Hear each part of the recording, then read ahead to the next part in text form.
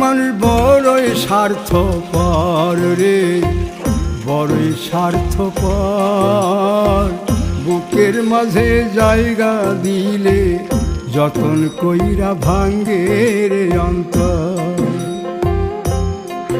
মানুষ বড়ই স্বার্থপর রে, বড়ই স্বার্থপর।